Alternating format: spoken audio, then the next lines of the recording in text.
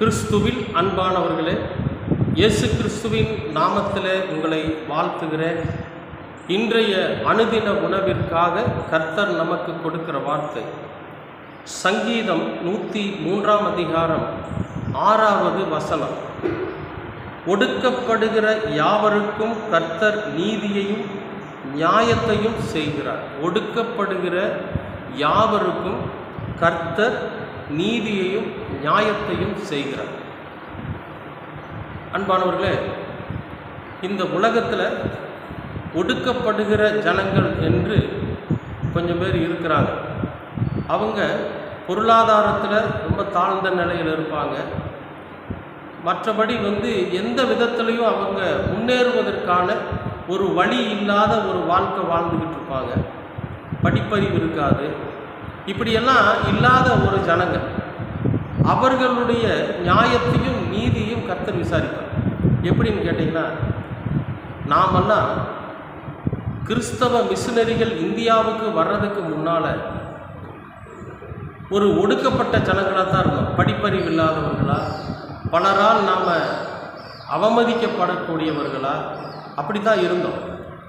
இப்போ நம்ம மீது, அதாவது நம்மை போல இருந்தவர்கள் மீது, இஸ்ரேல் தேசத்தில் பெத்லகேமில் பிறந்த இயேசு கிறிஸ்து என்கிற அந்த அற்புதமான ஒரு தேவன் நம்ம மீது அக்கறை கொண்டதுனால அங்கே இருக்கக்கூடிய மிஷினரிகள் காலங்காலமாக கிட்டத்தட்ட 1000-2000 ஆண்டுகளாக பல மிஷினரிகள் இந்த உலகத்துக்கு, இந்த இந்தியாவுக்கு நம்முடைய நியாயத்தையும் நம்முடைய நீதியையும் அவர் என்ன பண்ணார்? விசாரித்தார். நமக்கு நீதி செஞ்சார்.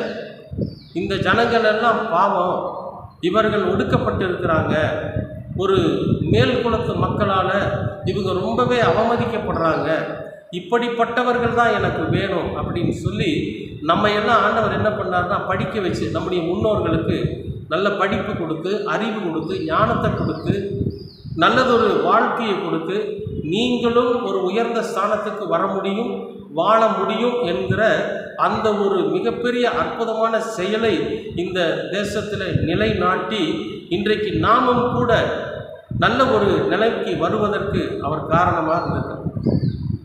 இந்த வசனம் அதைத்தான் சொல்லுது. ஒடுக்கப்படுகிறவர்களுடைய நியாயத்தையும் நீதியையும் சரி கட்டணும். சரி, அப்போ நாம் என்ன செய்யணும் அப்படின்னா, நம்ம கண்ணு முன்னால் ஒருவர் ஒடுக்கப்படுகிறார் என்று சொன்னால் அவருக்கேற்ற நியாயத்தையும் நீதியைக்காக நம்ம போராடணும். ஏன்னா கிறிஸ்து நமக்குள்ளே இருக்கிறார்.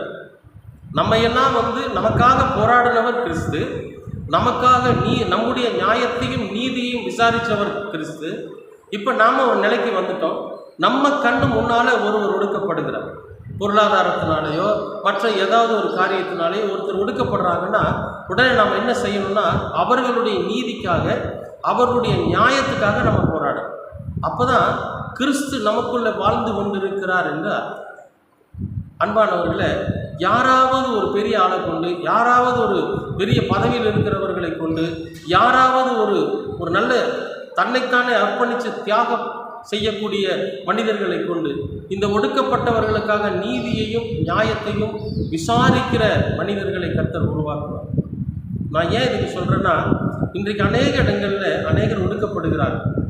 எவ்வளவுதான் அவங்க ஒடுக்கப்பட்டாலும் யாராவது ஒருத்தர் அங்கிருந்து எழும்பி அவர்களுடைய நீதிக்காக, நியாயத்துக்காக போராடுகிறத நம்ம பார்க்க முடியும். அப்படிப்பட்டவர்களை கொண்டு கர்த்தர் விடுதலை தருகிறவராக இருக்கிறார். இப்போ நாமும் கூட யாராவதுனால ஒடுக்கப்படுகிறோமா, யாராவதுனால அடிமைப்படுத்தப்படுறோமா, யாராவதுனால அவமானப்படுத்தப்படுறோமா, ஆண்டவரோட சமூகத்தில் உட்கார்ந்து கேட்குறப்போ நமக்கும் அவர் விடுதலை கொடுக்க காத்திருக்கிறார். நமக்கும் விடுதலை தர வல்லவராக இருக்கிறார். அன்பானவர்களே, இதுக்கு நாம் என்ன செய்யணும் அப்படின்னா, கடவுளோட சமூகத்தில் கேட்கணும்.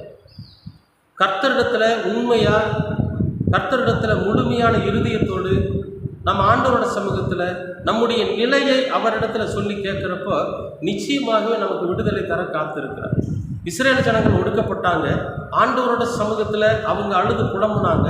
மோசே என்கிற விடுதலை வீரனை கொண்டு அவர்களை விடுவிச்சு கூட்டிகிட்டு வந்தார். இது ஒரு மிகப்பெரிய சாட்சி. அதே போல் நம்முடைய வாழ்க்கையிலும் கூட நாம் ஒடுக்கப்படுகிற போது கர்த்தரை நோக்கி கூப்பிடுறப்ப நமக்கு அவர் விடுதலையாய், நம்முடைய நியாயத்தையும் நம்முடைய நீதியையும் அவர் உணர்ந்து நமக்காக அவர் போராடி நம்மை விடுவிக்கவும் வல்லவராக இருக்கும். நிச்சயமாகவே ஆண்டவரோட சமூகத்தில் கேளுங்க.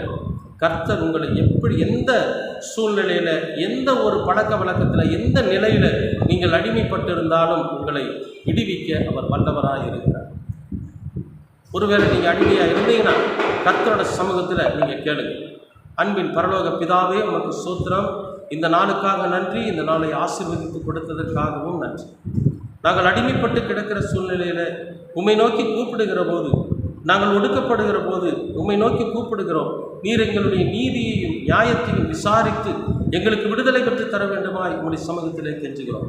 உம்முடைய கிருபையும் உம்முடைய அன்பும் என்றென்றைக்கும் எங்களோடு கூட இருக்கும். இயேசு கிறிஸ்துவின் வழியாய் கேட்கிறோம் நல்ல பிதாவே. ஆமென்.